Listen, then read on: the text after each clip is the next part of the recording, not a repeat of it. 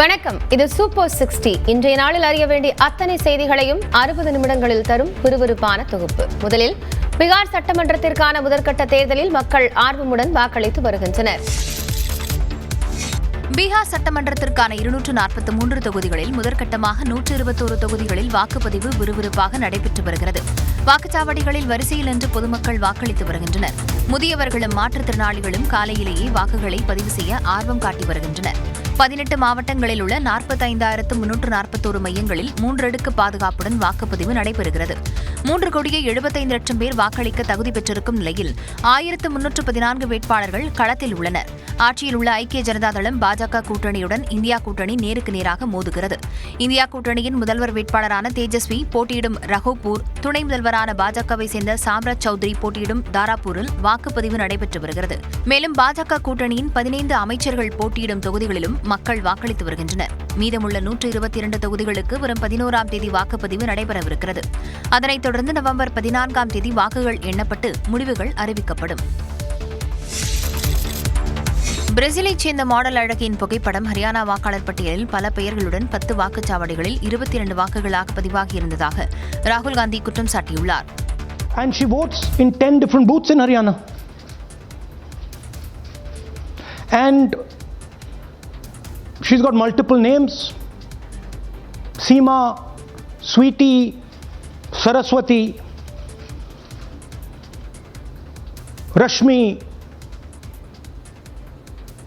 Vimla. That somebody fed this lady into the electoral list at a centralized level, not at the booth level. So last guesses, I'm going to give a prize if anybody can guess this. Anybody? She's from Brazil. இதேபோன்று 2 வாக்குச்சாவடிகளில் ஒரு பெண்ணின் விவரங்கள் மட்டும் 223 முறை பதிவு செய்யப்பட்டிருப்பதாகவும் ராகுல் ஆதாரத்தை வெளியிட்டார். உத்தரப்பிரதேசத்தில் வாக்களித்த பாஜகவினர் ஆயிரக்கணக்கானோர் ஹரியானா தேர்தலிலும் வாக்களித்திருப்பதாக ராகுல் காந்தி குற்றம் சாட்டினார். இதனால்தான் முக்கிய சிசிடிவி ஆவணங்களை தேர்தல் ஆணையம் அழித்துவிட்டதாக தெரிவித்த ராகுல் காந்தி வாக்குத் திருட்டு குறித்து ஜென்சி இளம் தலைமுறையினர் நன்றாக புரிந்து கொள்ள வேண்டும் என்றும் குறிப்பிட்டுள்ளார். ஹரியானாவில் 25 லட்சம் வாக்குகள் திருடப்பட்டதாக குற்றம் சாட்டிய ராகுல் காந்தி பிரேசில் மாடல் அழகியின் புகைப்படத்துடன் 22 வாக்குகள் பதிவானதாக ஆதாரத்தை வெளியிட்டுள்ளார். டெல்லியில் செய்தியாளர்களை சந்தித்த மக்களவை எதிர்க்கட்சித் தலைவர் ராகுல் காந்தி தேர்தல் ஆணையம் மற்றும் இந்தியாவில் தற்போதுள்ள ஜனநாயக முறையை 100% ஆதாரத்துடன் தான் கேள்வி கேட்பதாக குறிப்பிட்டுள்ளார். ஹரியானாவில் 22,000 வாக்குகள் வித்தியாசத்தில் காங்கிரஸ் தோல்வியடைந்த நிலையில் அம்மாநிலத்தில் 25 லட்சம் வாக்குகள் திருடப்பட்டதாக குற்றம் சாட்டினார். 2 crore total voters, vote chori of 25 lakhs, possibly more, but confirmed bias of 25 lakhs. That means 1 in 8 voters in Haryana are fake. Right? That's 12.5%. ஒரே முகவரிகள் மற்றும் ஒரே பெயர்களில் 19 லட்சம் வாக்காளர்களும் 5 லட்சம் பேர் ஒன்றுக்கும் மேற்பட்ட இடங்களில் உள்ள போலி வாக்காளர்கள் என்றும் ராகுல் காந்தி குறிப்பிட்டுள்ளார். 93,174 வாக்காளர்களுக்கு உரிய முகவரி இல்லை என கூறிய ராகுல் காந்தி அவர்களின் வீட்டு எண் 0 என்ற முகவரியில் இருப்பதாக தேர்தல் ஆணைய ஆவணத்தில் கூறப்பட்டிருப்பதாக சுட்டிக்காட்டினார். ஹரியானா மாநில வாக்காளர் பட்டியலில் பிரேசில் மாடல் அழகியின் புகைப்படம் இடம்பெற்றிருந்ததாக ராகுல் காந்தி குற்றம் சாட்டிய நிலையில் தனது பழைய புகைப்படத்தை ஏன் பயன்படுத்துகிறார்கள் என அந்த மாடல் அழகி கிண்டலாக வீடியோ ஒன்றை வெளியிட்டுள்ளார். போர்ச்சுகீசிய மொழியில் பேசியுள்ள லாரிசா, இந்தியாவில் வாக்களிக்க எனது புகைப்படம் பயன்படுத்தப்பட்டது விசித்திரமாகவும் வியப்பாகவும் இருப்பதாக தெரிவித்துள்ளார். Que doideira é essa que mundo nós estamos vivendo? Aí um repórter me chamou, querendo saber sobre esse trem, ligou lá no salão, no meu emprego. தன்னிடம் பேட்டி கோரி ஏராளமான செய்தியாளர்கள் தனது இன்ஸ்டாகிராம் பக்கத்தில் குறுஞ்செய்தி அனுப்பியிருப்பதாகவும் பிரேசில் மாடல் அழகி லாரிசா குறிப்பிட்டுள்ளார். ராகுல் காந்தி தனது தோல்வி மற்றும் பலவீனங்களில் இருந்து கவனத்தை திசை திருப்ப முயற்சிப்பதாக மத்திய அமைச்சர் கிரண் ரிஜிஜு விமர்சித்துள்ளார். தேர்தல் ஆணையத்தை கைப்பாவையாக வைத்துக் கொண்டு பாஜக வாக்குத் திருட்டில் ஈடுபட்டு வருவதாக மக்களவை எதிர்க்கட்சித் தலைவர் ராகுல் காந்தி தொடர்ந்து குற்றம் சாட்டி வருகிறார். இது தொடர்பாக செய்தியாளர்களுக்கு பதிலளித்த மத்திய அமைச்சரும் பாஜக மூத்த தலைவருமான கிரண் ரிஜிஜு ராகுல் காந்தியின் குற்றச்சாட்டுகளுக்கு மறுப்பு தெரிவித்தார். முறைகேடுகளை தடுக்க வாக்காளர் பட்டியல் பலமுறை சரிபார்க்கப்பட்டதாகவும் காங்கிரஸ் முகவர்களை முறைகேடு தொடர்பாக எந்தவித புகாரும் அளிக்கவில்லை என்றும் தெரிவித்தார். इलेक्शन कमीशन में अपील नहीं करना है, बस प्रेस कॉन्फ्रेंस कॉल करेंगे और किसी ने प्रेजेंटेशन बना दिया उसको दिखाएंगे और फिर भाग जाएंगे. क्या लोकतंत्र ऐसे चलेगा क्या? நீதிமன்றத்தையும் தேர்தல் ஆணையத்தையும் பாஜக ஒருபோதும் தவறாக பேசியதில்லை என்று கூறிய கிரண் ரிஜிஜு, ராகுல் காந்தியின் சதித்திட்டம் ஒருபோதும் வெற்றி பெறாது என்றார். மக்களின் தீர்ப்பை பாஜக திருடுவதாக முதலமைச்சர் மு.க. ஸ்டாலின் சாடியுள்ளார். ஹரியானாவில் 25 லட்சம் வாக்குகள் திருடப்பட்டுள்ளதாக மக்களவை எதிர்க்கட்சித் தலைவர் ராகுல் காந்தி குற்றம் சாட்டியுள்ளார். இது தொடர்பாக எக்ஸ் பக்கத்தில் பதிவிட்டுள்ள முதலமைச்சர் ஸ்டாலின், அண்மை காலமாக பாஜக பெற்று வரும் தேர்தல் வெற்றிகள் குறித்து மீண்டும் ஒருமுறை ஐயம் எழுந்திருப்பதாக கூறியுள்ளார். ஹரியானாவில் நடந்த வாக்கு திருட்டு குறித்து சகோதரர் ராகுல் காந்தி வெளியிட்ட ஆதாரங்கள் அதிர்ச்சியளிப்பதாக வேதனை தெரிவித்துள்ள முதலமைச்சர், வெறுப்பை உருவாக்கி பொய் வாக்குறுதிகளை கூறி 2014ஆம் ஆண்டு ஆட்சிக்கு வந்த பாஜகவை நம்ப மக்கள் தயாராக இல்லை என்ற நிலை எப்போதோ ஏற்பட்டுவிட்டதாக தெரிவித்துள்ளார். மக்களின் ஜனநாயக தீர்ப்பை திருடியது அம்பலமாகி இருப்பதாகவும், இதற்கு அடுத்த கட்டம்தான் SIR என்ற பெயரில் மக்களின் வாக்குரிமையை பறிக்கும் சதி என்பதற்கு பீகார், ஹரியானா ஆதாரங்களும் சான்று எனவும் பதிவிட்டுள்ளார். இவ்வளவு பெரிய ஆதாரங்கள் வெளியானாலும் மக்களுக்கு தேர்தல் ஆணையம் விளக்கம் அளிக்காதது வேதனை அளிக்கிறது என தெரிவித்துள்ள முதலமைச்சர், இந்தியாவில் ஜனநாயகம் இன்னும் முழுமையாக புதைக்கப்படவில்லை என்ற நம்பிக்கை மீண்டும் உயிர்ப்பிக்கப்படுமா என வினவியுள்ளார். சட்டமன்ற தேர்தலில் தாவேக திமுக இடையேதான் போட்டி என விஜய் திட்டவட்டமாக தெரிவித்துள்ளார். 2026 சட்டப்பேரவை தேர்தலில் முதலமைச்சர் வேட்பாளர் விஜய் என மீண்டும் திட்டவட்டமாக தெரிவித்துள்ள தாவேக, கூட்டணி நிலைப்பாட்டில் அவருக்கு முழு அதிகாரம் இருப்பதாக தீர்மானம் நிறைவேற்றப்பட்டுள்ளது. கரூர் கூட்ட நெரிசலுக்கு பிறகு சுமார் 1 மாதம் கழித்து விஜயின் தாவேக மீண்டும் செயல்பாட்டிற்கு வந்தது. இந்நிலையில் சென்னை மாமல்லபுரத்தில் தாவேக தலைவர் விஜய் தலைமையில் அக்கட்சியின் சிறப்பு பொதுக்குழு கூட்டம் நடைபெற்றது. இதில் கரூர் கூட்ட நெரிசலில் சிக்கி உயிரிழந்த 41 பேருக்கு 2 நிமிடம் மௌன அஞ்சலி செலுத்தப்பட்டது.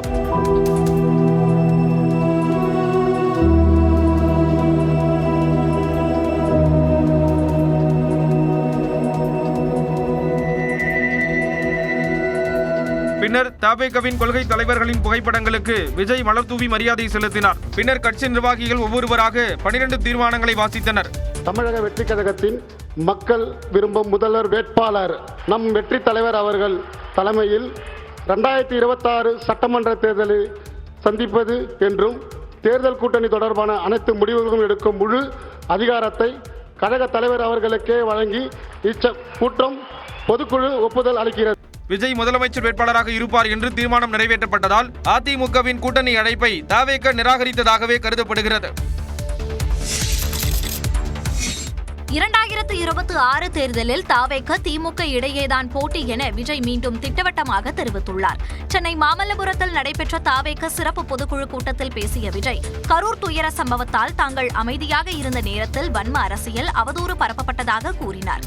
பரப்புரைக்காக தாங்கள் கேட்ட இடத்தை கொடுக்காமல் கடைசி வரை இழுத்தடித்ததாகவும், இந்தியாவிலேயே எந்த ஒரு அரசியல் கட்சி தலைவர்களுக்கும் இல்லாத கட்டுப்பாடுகள் தனக்கு விதிக்கப்பட்டதாகவும் குற்றம் சாட்டினார். அரசியல் காழ்ப்புடன் முதலமைச்சர் செயல்படுவதாக சாடிய விஜய், கரூர் சம்பவத்துக்கு பிறகு அவசரமாக தனிநபர் ஆணையம் அமைத்தது ஏன் என்றும், உச்சநீதிமன்ற தீர்ப்பின் சாராம்சங்களை மேற்கோள் காட்டியும் முதலமைச்சருக்கு கேள்விகளை எழுப்பினார். இடையூறுகள் தற்காலிகமானவைதான் என கூறிய விஜய், பயணத்தில் தடம் மாற மாட்டோம் என்றார். இயற்கையும் இறைவனும் நம் தமிழக சொந்தங்களின் வடிவில் மாபெரும் மக்கள் சக்தியை நம்ம கூடவே நிற்கும் போது மக்களுக்கான அரசியலை தடுப்பவர் எவர்?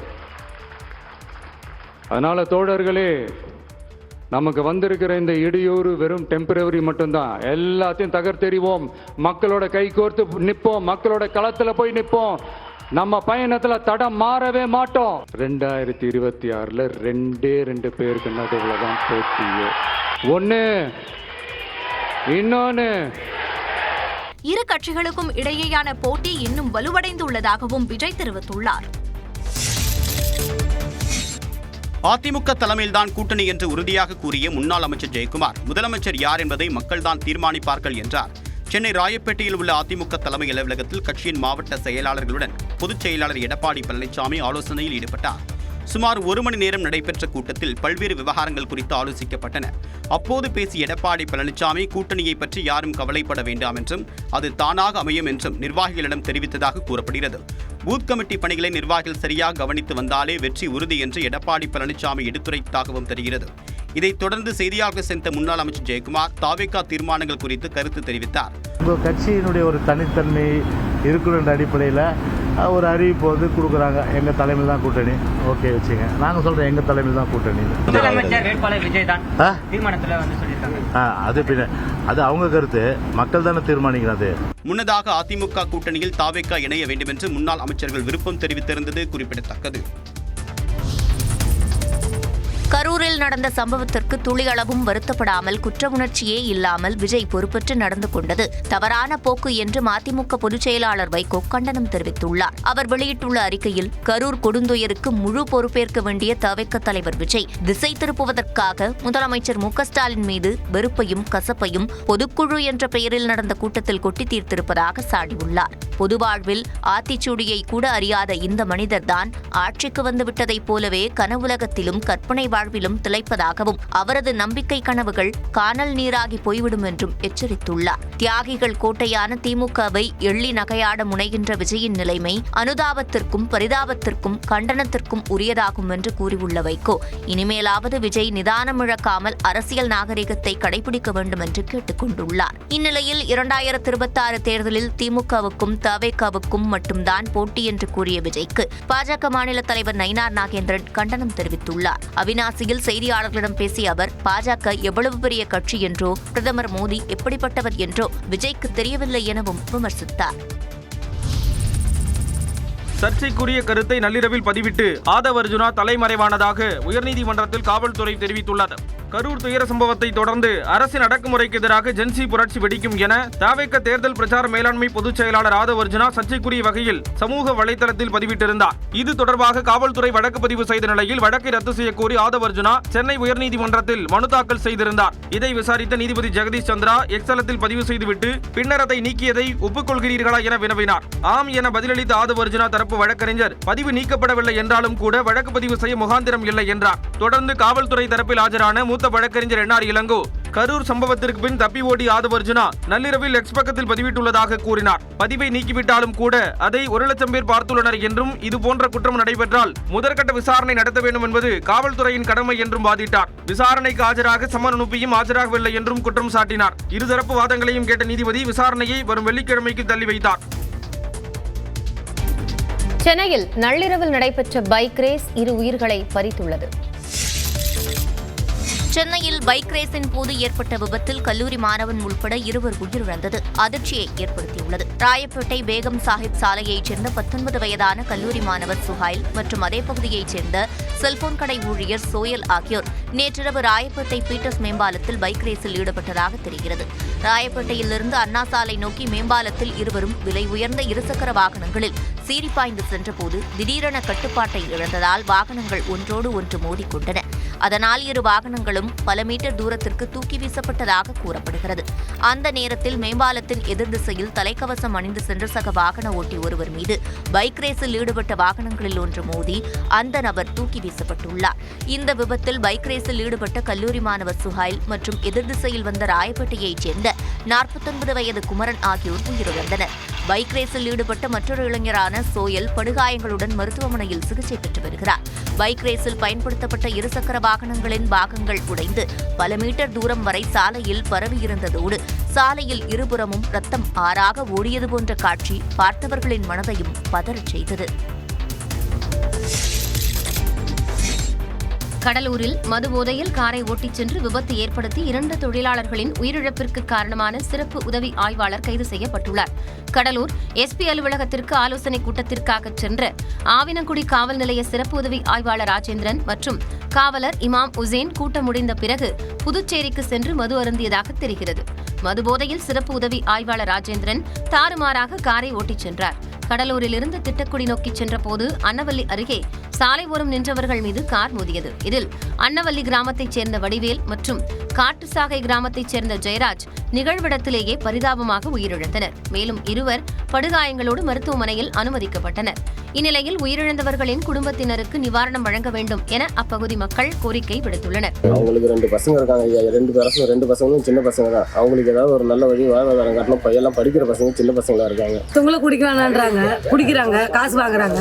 அவங்க போலீஸே குடிச்சிட்டு அந்த தப்பு பண்ணாது. எங்களுக்கு எந்த பாதுகாப்பு? இதனிடையே விபத்திற்கு காரணமான 2 சஸ்பெண்ட் செய்யப்பட்ட நிலையில் சிறப்பு உதவி ஆய்வாளர் ராஜேந்திரன் கைது செய்யப்பட்டுள்ளார். சென்னையில் பிறந்த 1.5 மாத பெண் குழந்தையை 2 லட்சம் ரூபாய்க்கு விற்பனை செய்த தாய் உள்ளிட்ட 6 பேர் கைது செய்யப்பட்டனர். சென்னை பழைய மகாபலிபுரம் சாலை கண்ணகி நகர் எழுநகர் பகுதியைச் சேர்ந்த வினிஷா ஸ்ரீதர் என்ற ஸ்ரீஜித் தம்பதிக்கு ஏற்கனவே 3 பெண் குழந்தைகள் உள்ளனர். இந்நிலையில் இவர்களுக்கு கடந்த மே மாதம் 4வது பெண் குழந்தை பிறந்தது.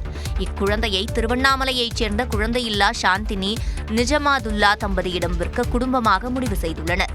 கருவில் இருக்கும் போதே முன்பணமாக 70,000 ரூபாய் பெற்றவர்கள் குழந்தை பிறந்த பின்பு 1.5 மாதத்தில் மீதம் பணம் 1.5 லட்சம் ரூபாயை வாங்கிவிட்டு குழந்தையை விற்பனை செய்துள்ளனர். இதுகுறித்து தகவல் அறிந்த கண்ணகி நகர் காவலர்கள் தீவிர விசாரணை நடத்தி குழந்தையை விற்பனை செய்த தந்தை ஸ்ரீஜித், தாய் வினிஷா, குழந்தையை விற்பதற்கு உடந்தையாக இருந்த ஸ்ரீஜித்தின் தாய் சரளா, குழந்தையை விற்பனை செய்ய உதவிய சிவரஞ்சனி, சகாயமேரி, சுமதி என்ற சுந்தரி ஆகிய 6 பேரையும் கைது செய்தனர். காவல்துறை விசாரணையில் வினிஷா ஸ்ரீஜித்தை விட்டு பிரிந்து இடையில் சிறிது காலம் அருண் என்பவருடன் குடும்பம் நடத்தி வந்ததும் தெரியவந்தது. பின்னர் அவருடன் தகராறு ஏற்பட்ட நிலையில் மீண்டும் ஸ்ரீஜித்துடன் வந்து குடும்பம் நடத்தியதும் தெரியவந்தது. மழை காரணமாக திருப்பத்தூர் மாவட்டத்தில் இன்று பள்ளிகளுக்கு மட்டும் விடுமுறை விடப்பட்டுள்ளது.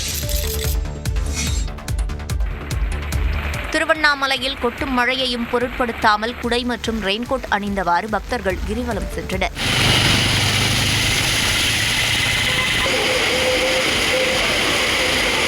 திண்டுக்கல் மாவட்டத்தில் கடந்த சில நாட்களாக வெயில் வாட்டி வதைத்த நிலையில் திடீரென பெய்த மழையால் குளிர்ச்சியான சூழல் நிலவியது.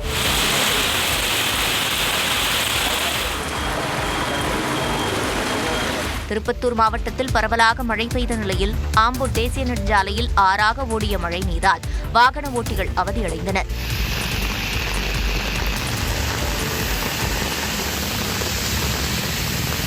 விருதுநகர் மற்றும் சுற்றுவட்டார பகுதிகளில் வெளுத்து வாங்கிய மழையால் பொதுமக்கள் மற்றும் விவசாயிகள் மகிழ்ச்சியடைந்தனர்.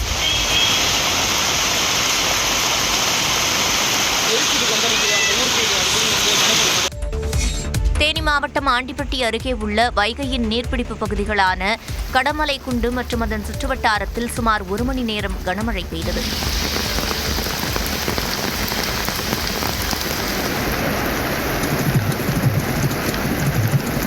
மதுரை மாவட்டம் திருமங்கலம் மற்றும் அதன் சுற்றுவட்டார பகுதிகளில் பலத்த மழை பெய்தது. பாண்டியன் நகர், வடகரை, செங்குளம், கரிசல்பட்டி, ராயபாளையம், மரவன்குளம், சுந்தராம்பட்டி உள்ளிட்ட பல்வேறு பகுதிகளில் பெய்த மழையால் குளிர்ச்சியான சூழல் நிலவியது.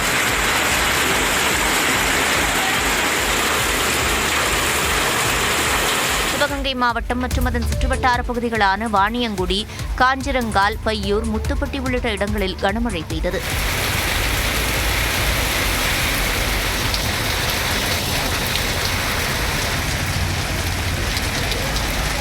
இதனிடையே பழையனூர் அருகே வயல்சேரி மரக்குளம் கிராமத்தில் அமிர்தவள்ளி மற்றும் அன்பரசி ஆகிய 2 பெண்கள் மின்னல் பாய்ந்து படுகாயமடைந்தனர். சென்னையில் அடையாறு, தரமணி, வேளச்சேரி, கிண்டி, போரூர், சைதாப்பேட்டை, தேனாம்பேட்டை உள்ளிட்ட பகுதிகளில் மிதமான மழை பெய்தது.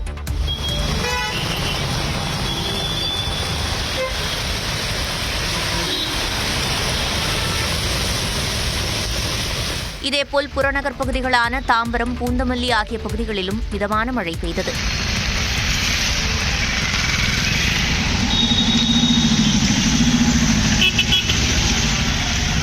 அம்பத்தூர், திருமுல்லைவாயல், ஆவடி, கொரட்டூர் உள்ளிட்ட இடங்களில் கொட்டி தீர்த்த கனமழையால் சாலையில் தாழ்வான பகுதிகளில் மழைநீர் தேங்கியது.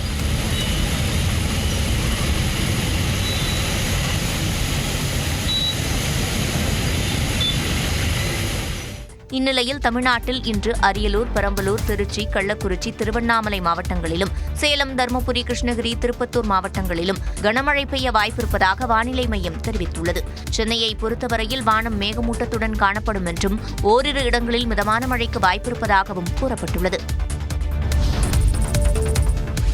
தமிழ்நாட்டில் இன்று 9 மாவட்டங்களில் கனமழை பெய்ய வாய்ப்புள்ளதாக சென்னை வானிலை ஆய்வு மையம் கணித்துள்ளது. தமிழக உட்பகுதிகளின் மேல் நிலவும் வளிமண்டல மேலடுக்கு சுழற்சி காரணமாக தமிழ்நாட்டில் நவம்பர் 11ஆம் தேதி வரை மழைக்கு வாய்ப்பிருப்பதாகவும், குறிப்பாக இன்று அரியலூர், பெரம்பலூர், திருச்சி, கள்ளக்குறிச்சி, திருவண்ணாமலை மாவட்டங்களிலும், சேலம், தருமபுரி, கிருஷ்ணகிரி, திருப்பத்தூர் மாவட்டங்களிலும் கனமழை பெய்ய வாய்ப்பிருப்பதாக வானிலை ஆய்வு மையம் தெரிவித்துள்ளது. நாளை ராமநாதபுரம், சிவகங்கை, விருதுநகர், மதுரை, தேனி, திண்டுக்கல் மாவட்டங்களில் கனமழை பெய்யும் எனவும் கணிக்கப்பட்டுள்ளது. சென்னையை பொறுத்தவரையில் வானம் மேகமூட்டத்துடன் காணப்படும் என்றும் ஓரிரு இடங்களில் மிதமான மழைக்கு வாய்ப்பு வாய்ப்பிருப்பதாகவும் கூறப்பட்டுள்ளது. இதனிடையே வங்கக்கடலில் நிலவி வந்த ஆழ்ந்த காற்றழுத்த தாழ்வு பகுதி வலுவிழந்ததாகவும் அது 24 மணி நேரத்தில் வடக்கு வடமேற்கு திசையில் நகர்ந்து மேலும் வலுவிழக்கக்கூடும் என்று வானிலை ஆய்வு மையம் தெரிவித்துள்ளது.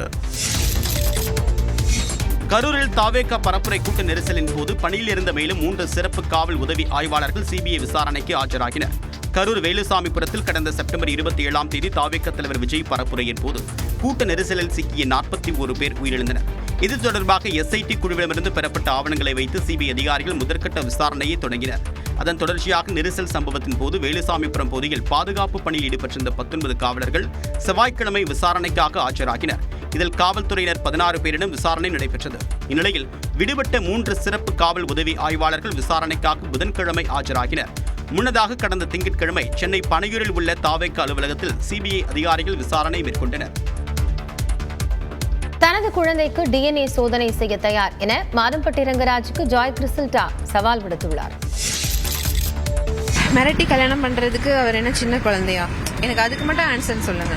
தன்னை ஜாய் கிறிஸ்டல்டா மிரட்டி திருமணம் செய்து கொண்டதாக மாதம்பட்டி ரங்கராஜ் குற்றம் சாட்டிய நிலையில் ஜாய் கிறிஸ்டல்டா இவ்வாறு கேள்வி எழுப்பியுள்ளார்.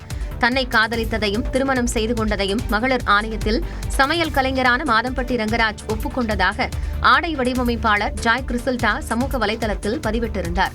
இதனை மறுத்து அறிக்கை வெளியிட்டிருந்த மாதம்பட்டி ரங்கராஜ் எந்த ஒப்புதலையும் கொடுக்கவில்லை என்றும் பணம் பறிக்கும் நோக்கில் மிரட்டலின் பேரில் திருமணம் கட்டாயப்படுத்தி நடத்தப்பட்டதாகவும் வாக்குமூலத்தில் குறிப்பிட்டுள்ளதாக தெரிவித்துள்ளார்.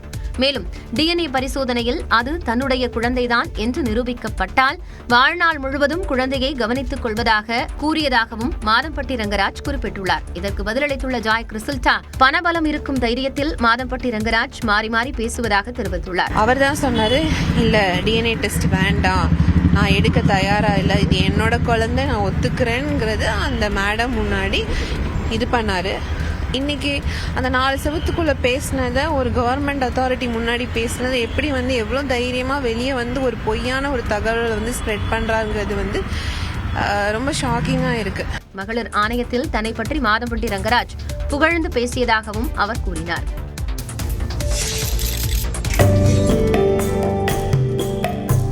ஹிமாச்சல பிரதேசத்தில் பனிப்பொழிவு அதிகரித்திருக்கும் நிலையில் பனிக்கட்டிகளை வைத்து சுற்றுலா பயணிகள் விளையாடிய காட்சிகளை இவை. அந்த மாநிலத்தில் லஹால் ஸ்பிட்டி மற்றும் மணாலி பகுதியில் பனிப்பொழிவு அதிகரித்துள்ளது. சாலைகள், வீடுகளை பனி சூழ்ந்திருக்கும் நிலையில் அங்கு சுற்றுலா சென்றுள்ளவர்கள் பனிக்கட்டிகளை ஒருவர் மீது ஒருவர் வீசி உற்சாகமாக விளையாடினர். ஜம்மு காஷ்மீரிலும் பனிப்பொழிவு அதிகரித்துள்ளது. குல்மார்க் பகுதியில் நடப்பாண்டுக்கான பனிப்பொழிவு தொடங்கியது. கனவுலகம் போல மலைகளை பனி சூழ்ந்துள்ள காட்சியை சுற்றுலா பயணிகள் ரசித்து பார்த்தனர். அஃபாராபாத் மலைப்பகுதியில் 1 அடிக்கும், கங்தோரி மலைப்பகுதியில் 6 அடிக்கும் பனி படர்ந்துள்ளது.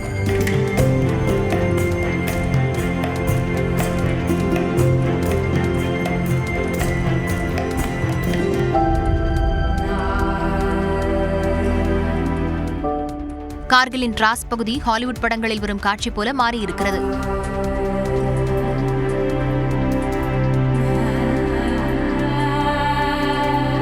பந்திப்போரா மாவட்டத்தில் சாலைகளில் பனி படர்ந்திருப்பதால் போக்குவரத்து பாதிக்கப்பட்டது. பனியை அகற்றும் பணி நடந்து வருகிறது. ஐப்பசி மாத பௌர்ணமியை ஒட்டி தஞ்சாவூர் பெரிய கோயில் பெருவுடையாருக்கு 1000 கிலோ அன்னாபிஷேகம் செய்யப்பட்டது. 1000 கிலோ அன்னம், 500 கிலோ காய்கறிகள் அலங்காரத்தில் பிரகாசமாக காட்சியளித்த பெருவுடையாரை பக்தர்கள் நீண்ட வரிசையில் காத்திருந்து மனமுருகி தரிசித்தனர்.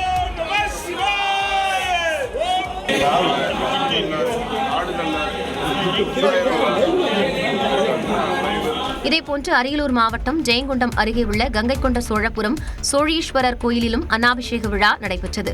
100 மூட்டைகள் அரிசியை கொண்டு சாதம் வடித்து கூடை கூடையாக எடுத்துச் செல்லப்பட்டு சுவாமிக்கு அபிஷேகம் செய்யப்பட்டது.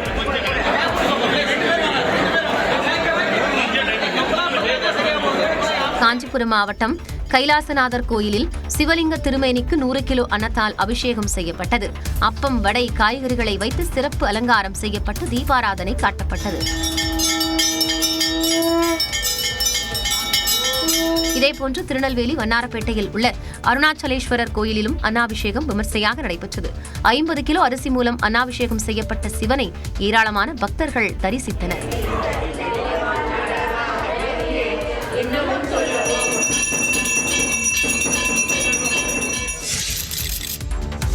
உலகக்கோப்பையை வென்ற இந்திய மகளிர் கிரிக்கெட் அணியினர் பிரதமர் நரேந்திர மோடியை நேரில் சந்தித்து வாழ்த்து பெற்றனர். டெல்லியில் லோ கல்யாண் மார்க்கில் உள்ள தனது இல்லத்தில் பிரதமர் மோடி இந்திய மகளிர் கிரிக்கெட் அணியினரை வரவேற்றார். மகளிர் உலகக்கோப்பையை வென்ற ஹர்மன்பிரீத் கவுர் தலைமையிலான இந்திய அணி பிரதமர் மோடியுடன் இணைந்து குழு புகைப்படம் எடுத்துக் கொண்டனர். அப்போது வீராங்கனைகள் பிரதமரிடம் கோப்பையை காட்டி மகிழ்ச்சியை வெளிப்படுத்தினர்.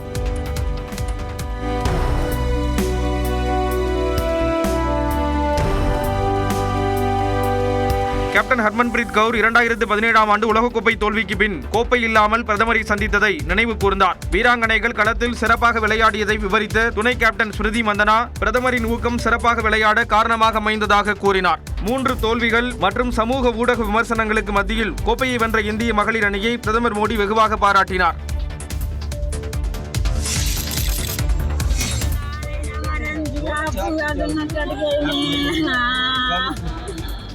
உத்தரப்பிரதேச மாநிலத்தில் தண்டவாளத்தை கடந்த பயணிகள் மீது ரயில் மோதி விபத்தில் சிக்கியவர்களின் உடல்கள் சிதைந்து கிடக்கும் கோர காட்சிகளே இவை. கங்கையில் புனித நீராடுவதற்காக சோஃபன் பகுதியிலிருந்து வாரணாசிக்கு பக்தர்கள் வந்தனர். அவர்கள் சோஃபன் பிரயாக்ராஜ் விரைவு ரயிலில் வந்த நிலையில் சுனார் ரயில் நிலையத்தில் இறங்கினர். ஆனால் நடைமேடை உள்ள பக்கத்திற்கு பதிலாக எதிர்பக்கமாக அவர்கள் இறங்கினர். அப்போது அந்த வழியாக வந்த மற்றொரு ரயில் பக்தர்கள் மீது வேகமாக மோதியது. இதில் 6க்கும் மேற்பட்டோர் உடல் சிதைந்து பரிதாபமாக உயிரிழந்தனர். விபத்தில் சிக்கியவர்களின் உறவினர்கள் சம்பவ இடத்தில் கதறி எழுத காட்சி அனைவரையும் கலங்க வைத்தது. காயமடைந்தவர்கள் அருகில் உள்ள மருத்துவமனைக்கு சிகிச்சைக்காக அனுமதிக்கப்பட்டனர். உத்தரப்பிரதேச முதலமைச்சர் யோகி ஆதித்யநாத் விபத்தில் உயிரிழந்தவர்களுக்கு இரங்கல் தெரிவித்தார். மேலும் மீட்பு பணிகளை துரிதமாக மேற்கொள்ள அதிகாரிகளுக்கு உத்தரவிட்டார்.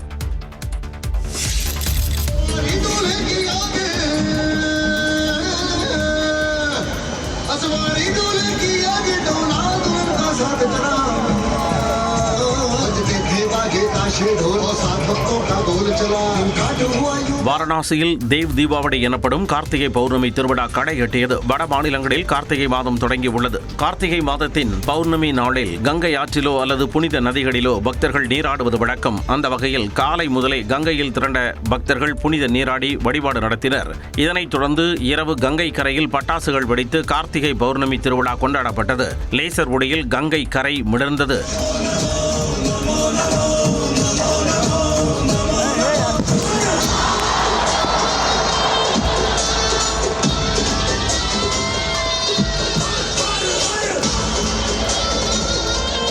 படிக்கட்டுகளில் தீபங்கள் ஏற்றி பக்தர்கள் வழிபாடு நடத்தினர்.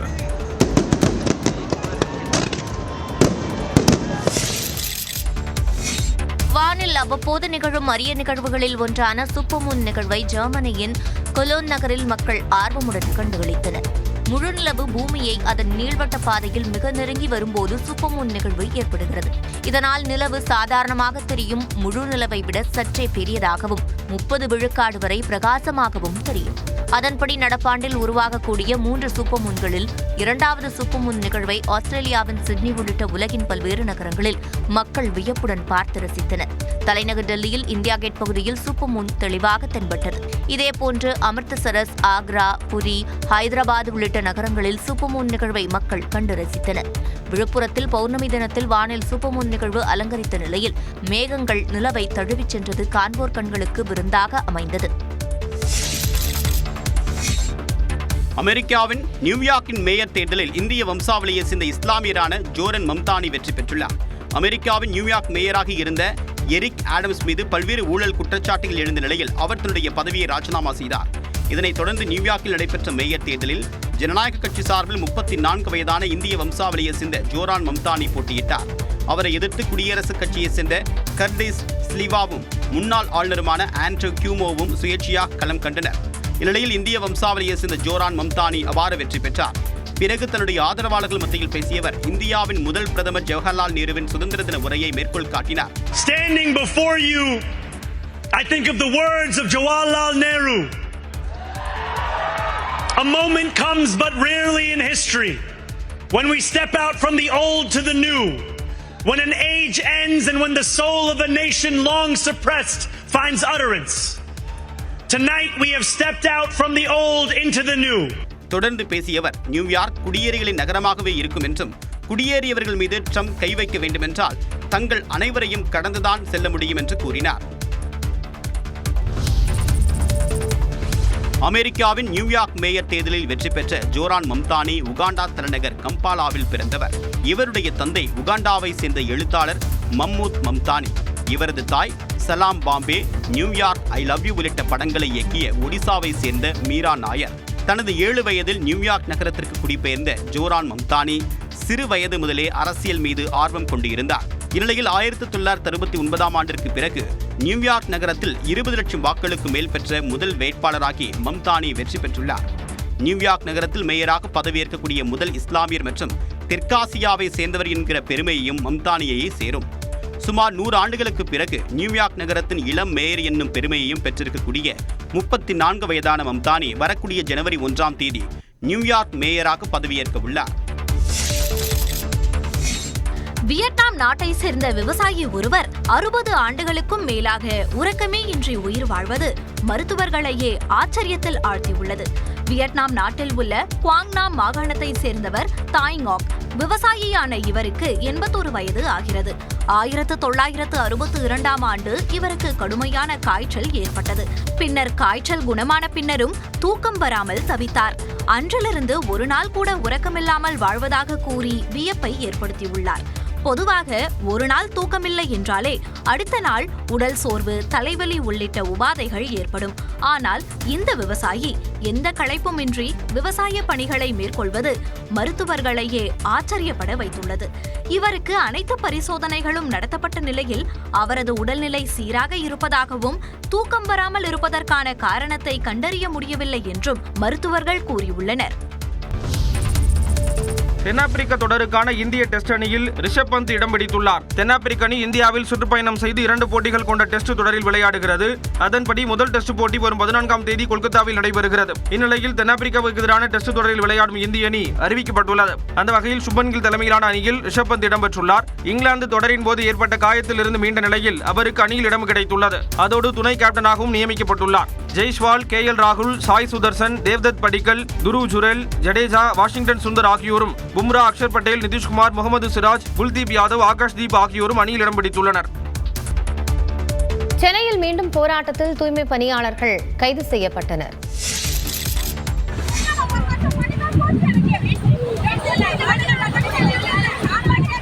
பணி நிரந்தரம் கோரி தூய்மை பணியாளர்கள் மெரினாவில் கடலில் இறங்கி போராட்டம் நடத்திய காட்சிகளே இவை. சென்னை மாநகராட்சியில் தூய்மை பணியை தனியாருக்கு வழங்குவதை எதிர்த்தும் ஒப்பந்த தொழிலாளர்களுக்கு பணி நிரந்தரம் கோரியும் தூய்மை பணியாளர்கள் போராட்டம் நடத்தி வருகின்றனர். ரிப்பன் மாளிகைக்கு வெளியே போராட்டம் நடத்தப்பட்டதை தொடர்ந்து பல்வேறு இடங்களில் தூய்மை பணியாளர்களின் போராட்டம் நடைபெற்றது. இந்நிலையில் மெரினா கடற்கரையில் தூய்மை பணியாளர்கள் போராட்டம் நடத்தினர். இதில் அவர்கள் கடலில் இறங்கி கோஷமிட்டனர்.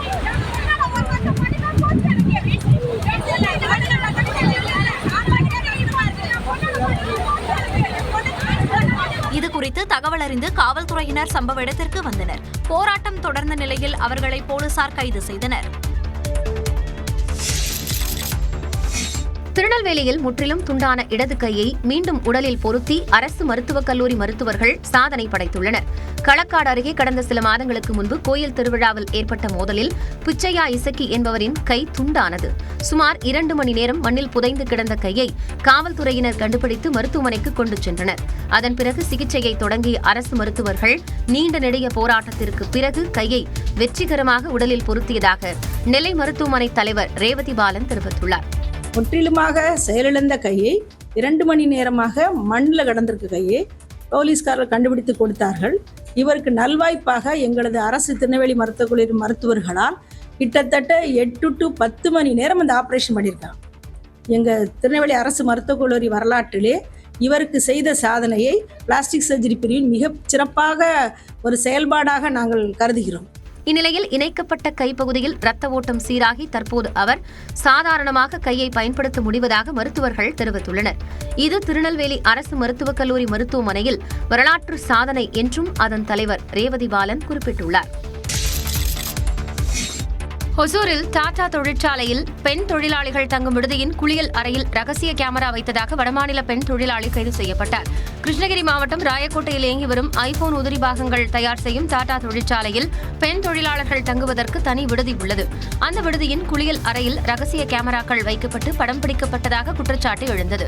இது தொடர்பாக 2000க்கும் மேற்பட்ட பெண் தொழிலாளர்கள் செவ்வாய்க்கிழமை இரவு முதல் விடிய போராட்டத்தில் ஈடுபட்டனர். தகவல் அறிந்து நிகழ்விடத்திற்கு சென்ற ஒசூர் சாராட்சியர் ஆக்கிருதி சேத்தி மற்றும் மாவட்ட காவல் கண்காணிப்பாளர் தங்கதுரை பெண் தொழிலாளர்களிடம் பேச்சுவார்த்தை நடத்தினர். இதையடுத்து புதன்கிழமை அதிகாலை 5 மணி அளவில் போராட்டம் கைவிடப்பட்டது. இந்நிலையில் அதே விடுதியில் தங்கியிருந்த வடமாநிலத்தைச் சேர்ந்த தொழிலாளியான நீலாகுமாரி குப்தா குளியல் அறைகளில் ரகசிய கேமரா வைத்தது கண்டுபிடிக்கப்பட்டது. இதைத் தொடர்ந்து அவர் கைது செய்யப்பட்டார். ரகசிய கேமராக்களில் எடுக்கப்பட்ட வீடியோக்களை தனது நண்பருக்கு அவர் அனுப்பியதும் விசாரணையில் தெரியவந்துள்ளது. அந்த நபர் சமூக வலைதளங்களில் வீடியோக்களை பகிர்ந்ததை அடுத்து இந்த சம்பவம் அம்பலமானது. இந்நிலையில் வடமாநில பெண் தொழிலாளியின் நண்பர் மற்றும் இதன் பின்னணியில் இருப்பவர்கள் குறித்தும் காவல்துறையினர் தீவிர விசாரணை மேற்கொண்டுள்ளனர். திருவாரூர் அரசு மருத்துவக் கல்லூரி மருத்துவமனை செவிலியரை தாக்கி தங்கச் சங்கிலியை பறித்த நபர் 12 மணி நேரத்தில் கைது செய்யப்பட்டார். திருவாரூர் மாவட்டம் மன்னார்குடி வட்டத்திற்கு உட்பட்ட பனஞ்சேரிமேடு கிராமத்தைச் சேர்ந்த பேச்சிமுத்து என்பவரது மகள் சுதா திருவாரூர் அரசு மருத்துவக் கல்லூரி மருத்துவமனையில் செவிலியராக பணியாற்றி வருகிறார். கணவர் உயிரிழந்த நிலையில் இவர் தந்தை வீட்டில் இருந்து பணிக்கு சென்று வருகிறார். நேற்று அதிகாலை 5 மணி அளவில் பணிக்கு செல்வதற்காக பனஞ்சேரிமேடு கிராமத்தில் இருந்து தனது இருசக்கர வாகனத்தில் அருகில் உள்ள அம்மாப்பேட்டை பேருந்து நிறுத்தத்திற்கு சென்றுள்ளார். அப்போது சாலையின் குறுக்கே நின்று அதே பகுதியைச் சேர்ந்த 24 வயதான சுரேஷ் என்கின்ற இளைஞர் சுதாவின் இருசக்கர வாகனத்தை மறித்துள்ளார். இதில் பிரேக் அடித்ததில் கீழே சாய்ந்த சுதாவிடம் சுரேஷ் அறிவாளை காட்டி மிரட்டி அவரது கழுத்தில் இருந்த தங்கச் சங்கிலியை கழற்றச் சொல்லி மிரட்டியுள்ளார். இதற்கு சுதா மறுத்த நிலையில் அவரை அறிவாளின் பின்பக்கத்தால் தலையில் 2 இடங்களில் தாக்கியுள்ளார். தொடர்ந்து அவரிடம் இருந்து 7.5 சவரன் தங்கச் சங்கிலியை பறித்த அந்த இளைஞர் அவரது இடது பக்க முகம், கை உள்ளிட்ட இடங்களில் அறிவாளால் வெட்டிவிட்டு அங்கிருந்து தப்பிச் சென்றுள்ளார். பலத்த காயமடைந்த சுதா திருவாரூர் அரசு மருத்துவக் கல்லூரி மருத்துவமனையில் சிகிச்சைக்காக அனுமதிக்கப்பட்டு அவருக்கு அங்கே தீவிர சிகிச்சை அளிக்கப்பட்டு வருகிறது. இந்த நிலையில் அம்மாப்பேட்டை பகுதியில் காட்டில் ஒளிந்திருந்த சுரேஷ் காவல்துறையினரால் கைது செய்து அவரிடம் இருந்து 6 லட்சம் ரூபாய் மதிப்புள்ள 7.5 சவரன் தங்கச் சங்கிலியை கைப்பற்றி நீதிமன்றத்தில் ஆஜர்படுத்தி சிறையில் அடைக்கப்பட்டார். இந்த கொள்ளை சம்பவம் நடந்து 12 மணி நேரத்தில் காவல்துறையினர் குற்றவாளியை கைது செய்தனர் என்பது குறிப்பிடத்தக்கது. 14வது ஆடவர் ஹாக்கி இளையோர் உலகக்கோப்பைக்கான வெற்றி கோப்பையை முதலமைச்சர் அறிமுகம் செய்து வைத்தார். தமிழ்நாடு விளையாட்டு மேம்பாட்டு ஆணையம் மற்றும் ஹாக்கி இந்தியா இணைந்து 14வது ஆடவர் ஹாக்கி இளையோர் உலகக்கோப்பை போட்டியை நடத்துகிறது. தலைமைச் செயலகத்தில் நடந்த நிகழ்ச்சியில் இந்த போட்டிக்கான கோப்பை மற்றும் காங்கேயன் லட்சணையை முதலமைச்சர் மு.க. ஸ்டாலின் அறிமுகம் செய்தார்.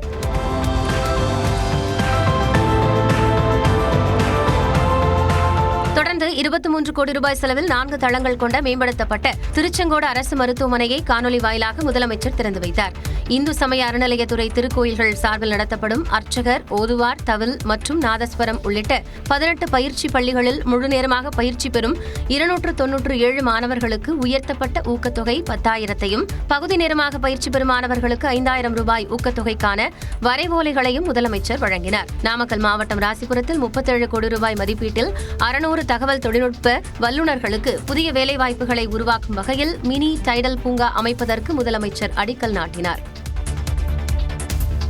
23வது ஆசிய மாஸ்டர் தடகள சாம்பியன்ஷிப் போட்டிகளை துணை முதல்வர் உதயநிதி தொடங்கி வைத்தார். தமிழக அரசின் நடவடிக்கைகளால் தமிழக வீரர்கள் தேசிய மற்றும் உலகளாவிய போட்டிகளில் பதக்கங்களை குவித்து வருவதாக துணை முதலமைச்சர் உதயநிதி ஸ்டாலின் பெருமிதம் தெரிவித்துள்ளார். சென்னை நேரு விளையாட்டு மைதானத்தில் தமிழ்நாடு விளையாட்டு மேம்பாட்டு ஆணையம் மற்றும் இந்திய மாஸ்டர்ஸ் தடகள கூட்டமைப்பு சார்பில் 23வது ஆசிய மாஸ்டர் தடகள சாம்பியன்ஷிப் போட்டிகளுக்கான தொடக்க விழா நடைபெற்றது. இதில் துணை முதலமைச்சர் உதயநிதி பங்கேற்று போட்டிகளை தொடங்கி வைத்தார். அமைச்சர் சேகர்பாபு, நடிகர் ஆர்யா உள்ளிட்டோர் இந்நிகழ்ச்சியில் பங்கேற்றனர்.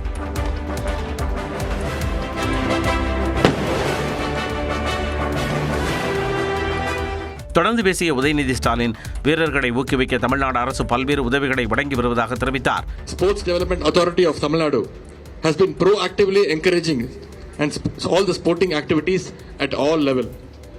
Our vision is to make Tamil Nadu a global sporting destination, hosting both elite and inclusive international events.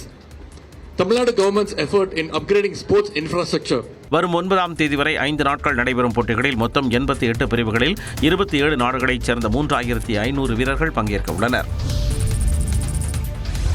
Kovai கல்லூரி மாணவி பாலியல் வன்கொடுமை விவகாரத்தில் முன்னுக்கு பின் முரணான தகவல்களை காவல்துறை தெரிவிப்பதாக அதிமுக பொதுச் செயலாளர் எடப்பாடி பழனிசாமி குற்றஞ்சாட்டியுள்ளார். அவர் வெளியிட்டிருக்கும் அறிக்கையில், மாணவி பாலியல் வன்கொடுமை சம்பவத்தில் ஞாயிற்றுக்கிழமை இரவு 11:20 மணிக்கு மாணவியின் நண்பர் காவல்துறையை தொடர்பு கொண்டு உதவி கோரியதாகவும் 11:35 மணிக்கு நிகழ்விடத்திற்கு வந்த காவல்துறையினர் மறுநாள் அதிகாலை 4 மணிக்கு மாணவியை கண்டதாகவும் காவல் ஆணையர் கூறியதை சுட்டிக்காட்டியுள்ளார். மாணவியை கண்டறிய 4 மணி நேரம் 25 நிமிடம் எடுத்துக்கொண்ட காவல்துறை அதுவரை என்ன செய்து கொண்டிருந்தது என என கேள்வி எழுப்பியுள்ளார். காவல்துறையினர் சம்பவ இடத்தில் நின்று கொண்டே 4.5 மணி நேரம் பாதிக்கப்பட்ட மாணவியை கண்டுபிடிக்காமல் போனதற்கு வெட்கி தலைகுனிய வேண்டும் என்றும் விமர்சித்துள்ளார்.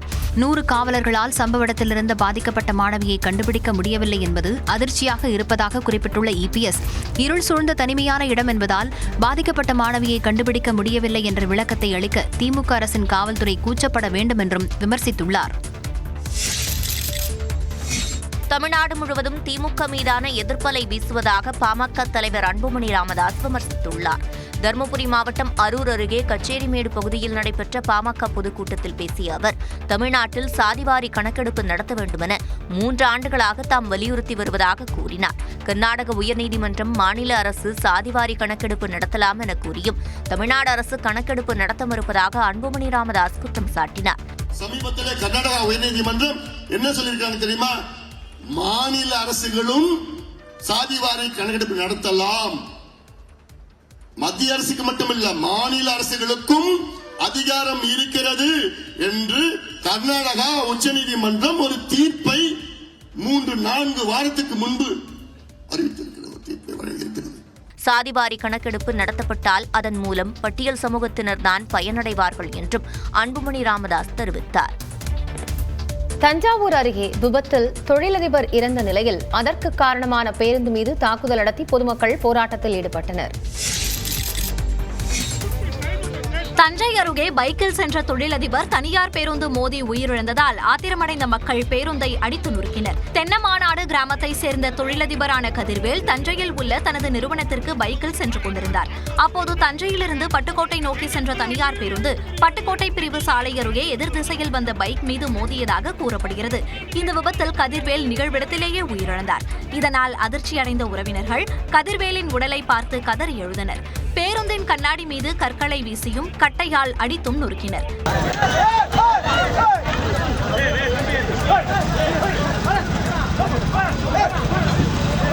பேருந்தை எடுக்க விடாமல் சடலத்துடன் அவர்கள் மறியலில் ஈடுபட்டதால் பட்டுக்கோட்டை சாலையில் 1 கிலோமீட்டர் தூரத்திற்கு வாகனங்கள் அணிவகுத்து நின்றன. 1 மணி நேரம் அங்கு போக்குவரத்து பாதிக்கப்பட்டது. காவல்துறையினர் பேச்சுவார்த்தை நடத்தியதை அடுத்து போராட்டம் கைவிடப்பட்டது.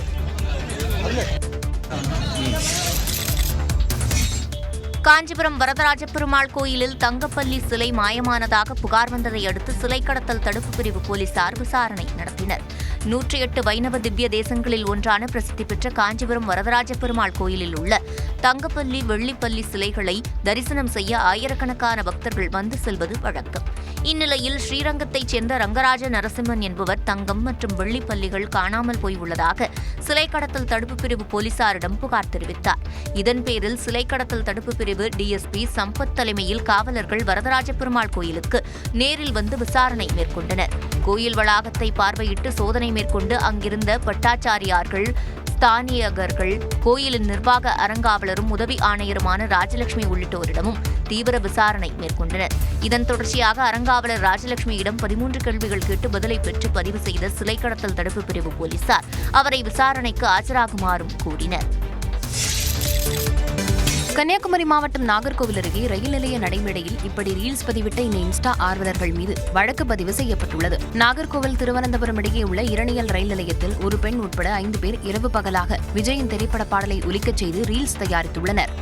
இந்த ரீல்ஸ் இன்ஸ்டாகிராமில் வெளியாகி பலரின் கவனத்தை பெற்றது. ஆனால் உரிய அனுமதியின்றியும் பொதுமக்களுக்கு இடையூறு ஏற்படுத்தும் வகையிலும் ரயில் நிலைய நடைமேடையில் ரீல்ஸ் எடுத்தது சட்டப்படி குற்றமாகும். ஆலன், பரத விஷால், லோயன் ரொமாரியோ, சகாய ஜெனிஷா, பிரிட்டோ ஆகிய 5 பேர் மீது ரயில்வே காவலர்கள் வழக்கு பதிவு செய்து விசாரணை நடத்தி வருகின்றனர். சென்னை கிண்டி ரேஸ் கோர்ஸ் கிளப்பிடம் இருந்து அரசு மீட்ட நிலத்தை எதிர்த்த வழக்கை தனி நீதிபதி விசாரிக்க இடைக்கால தடை விதித்து சென்னை உயர்நீதிமன்றம் உத்தரவிட்டுள்ளது. சென்னை கிண்டியில் ரேஸ் கிளப்பிடம் இருந்து மீட்கப்பட்ட 118 ஏக்கர் பரப்பளவில் பசுமைவெளி பூங்கா மற்றும் மழைநீரை சேமிக்க 4 குளங்களை அமைக்க தமிழ்நாடு அரசு முடிவு செய்தது. இதனை எதிர்த்து ரேஸ் கிளப் நிர்வாகம் தொடுத்த வழக்கை விசாரித்த தனி நீதிபதி குமரேஷ் பாபு தமிழ்நாடு அரசின் திட்டத்திற்கு இடைக்கால தடை விதித்தார். இந்த உத்தரவை எதிர்த்து தமிழ்நாடு அரசு தொடுத்த மேல்முறையீட்டு வழக்கை விசாரித்த நீதிபதிகள் SM சுப்பிரமணியம் மற்றும் முகமது ஷஃப் ஷஃபீக் தனி நீதிபதியின் இடைக்கால உத்தரவை ரத்து செய்தனர். இந்நிலையில் ரேஸ் கிளப் நிர்வாகம் தாக்கல் செய்த வழக்கை விசாரிக்க தனி நீதிபதிக்கு தடை விதிக்க கோரி தமிழ்நாடு அரசு சார்பில் மனு தாக்கல் செய்யப்பட்டது. இந்த வழக்கு உயர்நீதிமன்ற நீதிபதிகள் SM சுப்பிரமணியம் மற்றும் முகமது ஷஃபீக் அமர்வில் விசாரணைக்கு வந்தபோது தனி நீதிபதி முன்பு விசாரணையில் உள்ள வழக்கில் ஏதேனும் இறுதி தீர்ப்பு பிறப்பிக்கப்பட்டால் மேல்முறையீட்டு வழக்கை அது செல்லாததாக்கிவிடும் என வழக்கறிஞர் வில்சன் வாதிட்டார். இதனை ஏற்றுக்கொண்ட நீதிபதிகள் தமிழ்நாடு அரசின் மேல்முறையீட்டு மனு மீது தீர்ப்பளிக்கும் வரை ரேஸ் கிளப் நிர்வாகம் தாக்கல் செய்த வழக்கை தனி நீதிபதி விசாரிக்க இடைக்கால தடை விதித்தனர். மேலும் தமிழ்நாடு அரசின் மேல்முறையீட்டு வழக்கு விசாரணை நவம்பர் 19ஆம் தேதிக்கு ஒத்திவைக்கப்பட்டது. விழுப்புரம் மாவட்டம் செஞ்சி அருகே இரவில் வீட்டில் சார்ஜ் போடப்பட்டிருந்த மின்சார பைக் தீப்பிடித்து எரிந்தது அதிர்ச்சியை ஏற்படுத்தியுள்ளது. நரசிங்கராயன்பேட்டையைச் சேர்ந்த 65 வயதான கருணைவேல் என்பவர் இருசக்கர மின்சார வாகனத்தை பயன்படுத்தி வந்தார். இவர் வழக்கம் போல இரவு நேரத்தில் தனது வீட்டின் முன்பு மின்சார பைக்கை நிறுத்தி சார்ஜ் போட்டுள்ளார். திடீரென்று பைக்கில் தீப்பற்றத் தொடங்கியது. கண்ணிமைக்கும் நேரத்தில் மளமளவென பற்றிய தீ வாகனம் முழுவதும் பரவியது. தகவல் அறிந்து விரைந்த தீயணைப்புத் துறையினர் தண்ணீரை பீச்செடுத்து தீயை கட்டுக்குள் கொண்டு வந்தனர். தீயை கட்டுப்படுத்தும் முயற்சியில் ஈடுபட்ட வாகன உரிமையாளர் கருணைவேலுக்கு காலில் லேசான தீக்காயம் ஏற்பட்டது. இதனை அறிந்து அங்கு சென்ற 108 ஆம்புலன்ஸ் ஊழியர்கள் அவருக்கு முதலுதவி சிகிச்சை அளித்தனர். சார்ஜ் போட்டபோது மின்சார பைக் தீப்பற்றி எரிந்தது பொதுமக்கள் மத்தியில் அச்சத்தை ஏற்படுத்தியுள்ளது. மாநில கல்விக் கொள்கையின்படி தமிழ்நாடு அரசு அமைத்துள்ள கலைத்திட்ட உயர்மட்ட வல்லுநர் குழுவில் இஸ்ரோ தலைவர் நாராயணன், கிரிக்கெட் வீரர் ரவிச்சந்திரன் அஸ்வின் உள்ளிட்டோர் இடம் பிடித்துள்ளனர். தமிழ்நாட்டிற்கான தனியாக வடிவமைக்கப்பட்ட மாநில கல்விக் கொள்கையை கடந்த ஆகஸ்ட் மாதம் முதலமைச்சர் மு க ஸ்டாலின் வெளியிட்டார். அதன் அடிப்படையில் பள்ளி கல்வியில் மேற்கொள்ள வேண்டிய சீர்திருத்த நடவடிக்கைகள் குறித்து இறுதி செய்வதற்காக பள்ளி கல்வித்துறை அமைச்சர் அன்பில் மகேஷ் தலைமையில் புதிய கலைத்திட்ட வல்லுநர் குழு அமைக்கப்பட்டுள்ளது. அந்த குழுவில் இஸ்ரோ தலைவர் வ நாராயணன், கலிபோர்னியா பல்கலைக்கழக சேர்ந்த அழகிய சிங்கம், ஜெயலலிதா இசை பல்கலைக்கழக துணைவேந்தர் சௌமியா, நாட்டுப்புறவியல் துறை வல்லுநர் கோ பழனி, கிரிக்கெட் வீரர் ரவிச்சந்திரன் அஸ்வின், குழந்தைகள் உரிமைகள் செயற்பாட்டாளர் தேவநேயன் உள்ளிட்டோர் இடம் பிடித்துள்ளனர். இதேபோல புதிய கலைத்திட்ட வடிவமைப்பினை உருவாக்கிட மாநில திட்டக்குழு தலைவர் சுல்தான் அகமது இஸ்மாயில் தலைமையில் ஒரு குழுவும் அமைக்கப்பட்டுள்ளது. இந்த 2 குழுக்களைச் சேர்ந்த உறுப்பினர்களின் பதவிக்காலம் 3 ஆண்டுகள் என்றும் தெரிவிக்கப்பட்டுள்ளது. சவுதி அரேபியாவில் இருந்து இந்தோனேஷியாவிற்கு சென்று கொண்டிருந்த விமானத்தில் பெண் பயணிக்கு திடீரென உடல்நலக்குறைவு ஏற்பட்டதால் விமானம் அவசரமாக சென்னை விமான நிலையத்தில் தரையிறக்கப்பட்டது. சவுதி அரேபியாவின் ஜட்டா நகரத்தில் இருந்து இந்தோனேஷியாவின் ஜகர்த்தாவுக்கு 420 பயணிகளுடன் சவுதி அரேபியன் ஏர்லைன்ஸ் விமானம் சென்று கொண்டிருந்தது. விமானம் நடுவானில் பறந்து கொண்டிருந்த போது விமானத்தில் இருந்த பெண் பயணிக்கு திடீரென உடல்நலக்குறைவு ஏற்பட்டது. இதுகுறித்து விமானிக்கு தகவல் கொடுக்கப்பட்டது. உடனடியாக விமானத்தை சென்னையில் அவசரமாக தரையிறக்கினார். விமான நிலைய மருத்துவக் குழுவினர் உடனடியாக விமானத்திற்குள் ஏறி பயணிக்கு சிகிச்சை அளிக்க முயற்சி செய்தனர். ஆனால் அந்த பெண் பயணி கடுமையான மாரடைப்பு காரணமாக விமானத்திற்குள்ளேயே உயிரிழந்தார். இதையடுத்து உயிரிழந்த பெண்ணின் உடல் மற்றும் அவருடன் பயணித்த அவரது 2 மகன்கள் விமானத்தில் இருந்து கீழே இறக்கப்பட்டனர். அதன் பின்பு அந்த விமானம் 417 பயணிகளுடன் சென்னையில் இருந்து இந்தோனேஷியாவிற்கு புறப்பட்டுச் சென்றது. டெல்லியில் உள்ள சவுதி அரேபியா நாட்டு தூதரகத்திற்கு தகவல் தெரிவிக்கப்பட்டு உயிரிழந்த பெண்ணின் உடலை சென்னையில் இருந்து இந்தோனேஷியாவிற்கு அனுப்பி வைக்க நடவடிக்கை எடுக்கப்பட்டுள்ளது. மும்பையில் சோதனை ஓட்டத்தின் போது மோனோ ரயில் விபத்திற்குள்ளானது.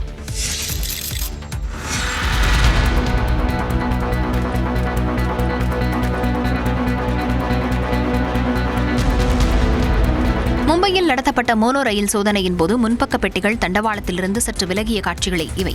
மும்பையில் சோதனைக்காக செப்டம்பர் 20ஆம் தேதி முதல் மோனோ ரயில் சேவை நிறுத்தப்பட்டுள்ளது. இந்த சோதனையின் ஒரு பகுதியாக வதாலா பகுதியிலிருந்து GDP நகர் வரை மோனோ ரயில் சோதனை நடத்தப்பட்டது. அப்போது அந்த ரயிலின் முன்பகுதியில் உள்ள பெட்டி தண்டவாளத்திலிருந்து சற்று சாய்ந்தது.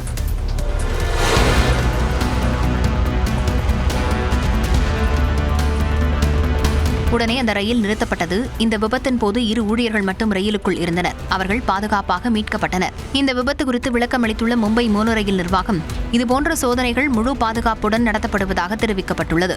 ஆபத்தான காலகட்டத்தில் ரயிலிலிருந்து சரியான சிக்னல் கிடைக்கப்பெறுகிறதா என்பதை அறிய சோதனை நடத்தப்பட்டதாகவும் பொதுமக்கள் அச்சப்பட தேவையில்லை என்றும் தெரிவிக்கப்பட்டுள்ளது.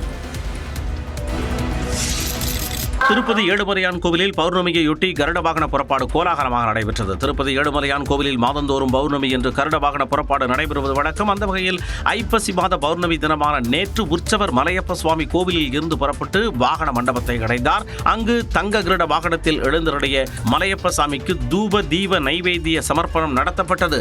தொடர்ந்து கோவில் மாட வீதிகளில் ஏழுமலையானின் கருட வாகன புறப்பாடு விமர்சையாக நடைபெற்றது.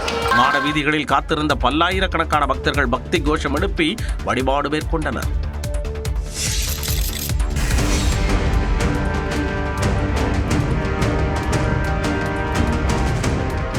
மாணவிகளை தனது கால்களுக்கு மசாஜ் செய்ய சொல்லிவிட்டு ஒய்யாரமாக கால்களை நீட்டி இப்படி அமர்ந்திருந்த ஆசிரியையை ஆந்திர அரசு பணியிடை நீக்கம் செய்து உத்தரவிட்டுள்ளது. ஆந்திராவின் ஸ்ரீகாகுளம் மாவட்டத்தில் உள்ளது பண்டப்பள்ளி கிராமம். இங்குள்ள அரசு பள்ளியில் ஆசிரியராக பணிபுரிந்து வரும் ஒய் சுஜாதா என்ற ஆசிரியை பலமுறை தனது பணியை சரிவர செய்யவில்லை என்று புகார்கள் எழுந்தன. இந்நிலையில் அவர் வகுப்பறைக்குள் செல்போனில் பேசியபடி கால்களை நீட்டி அமர்ந்திருக்க இரு மாணவிகள் அவரது கால்களுக்கு மசாஜ் செய்யும் காட்சி வெளியாகி பெரும் அதிர்ச்சியை ஏற்படுத்தியுள்ளது.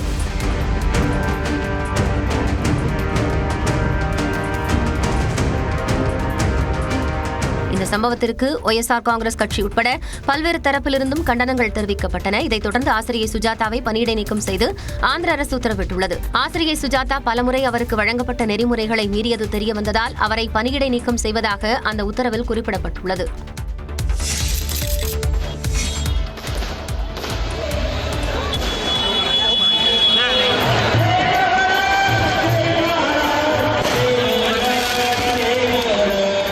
தேவ் தீபாவளியையொட்டி குஜராத் மாநிலம் நடியாத் நகரில் உள்ள சந்திரம் கோவிலில் இரவை பகலாக்கும் விதமாக நடைபெற்ற வான வேடிக்கை நிகழ்ச்சியை பக்தர்கள் ஆவலுடன் கண்டுகளித்த காட்சிகள் தான் இவை. ஒவ்வொரு ஆண்டும் தீபாவளி முடிந்து 15வது நாளில் வரும் பௌர்ணமியில் தேவ் தீபாவளி கொண்டாடப்படுகிறது. அதன்படி இந்த ஆண்டுக்கான தீபாவளியையொட்டி உத்தரப்பிரதேச மாநிலம் அயோத்தியில் சராயு நதிக்கரையில் ஆரத்தி எடுத்து சிறப்பு வழிபாடு நடைபெற்றது.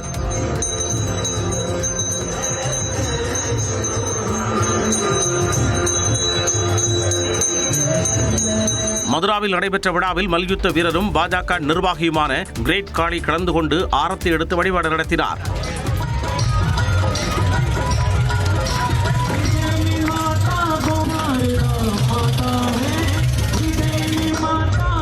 இதேபோன்று மேற்கு வங்க மாநிலம் கொல்கத்தாவில் ஹூக்ளி நதிக்கரையில் நடைபெற்ற ஆரத்தி நிகழ்ச்சியில் ஆயிரக்கணக்கானோர் கலந்து கொண்டனர்.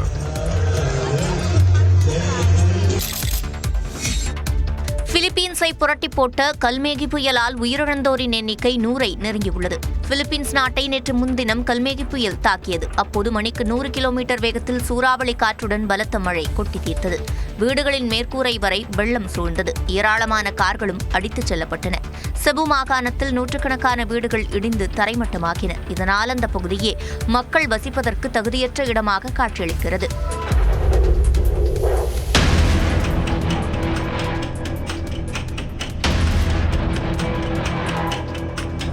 வெள்ளத்தால் பாதிக்கப்பட்ட பகுதிகளில் மீட்புப் பணி முடுக்கிவிடப்பட்டுள்ளது.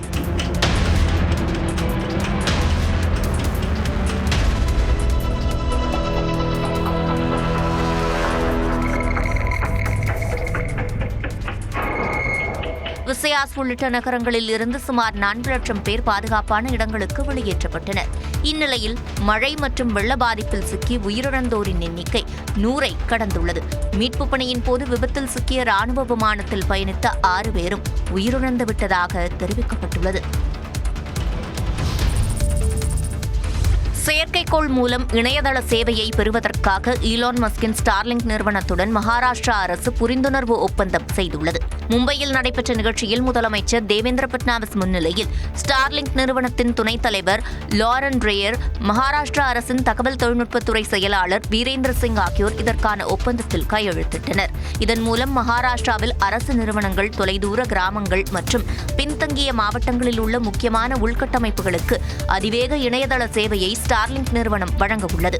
இதேபோன்று கட்சிரோலி, நந்தூர்பார், வாஷிம், தார்ஷிங் ஆகிய மாவட்டங்களுக்கும் அதிவேக இணையதள சேவை கிடைக்க உள்ளது. இதுகுறித்து தனது எக்ஸ் பக்கத்தில் பதிவிட்டுள்ள முதலமைச்சர் தேவேந்திர பட்னாவிஸ், இந்தியாவில் ஸ்டார்லிங்க் நிறுவனத்துடன் கைகோர்த்த முதல் மாநிலம் மகாராஷ்டிரா தான் என்று மகிழ்ச்சியை வெளிப்படுத்தியுள்ளார்.